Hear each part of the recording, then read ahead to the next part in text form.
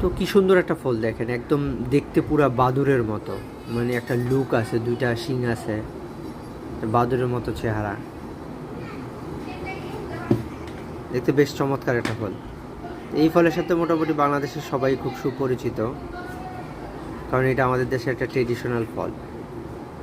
তো দুঃখজনক ব্যাপার হচ্ছে যে এটা যদি বিদেশি কোনো ফল হইতো সবার আগ্রহ খুব বেশি থাকতো। এখন আমাদের দেশীয় ফল, তো দেশীয় ফলের প্রতি মানুষের আগ্রহটা একটু কমে থাকে।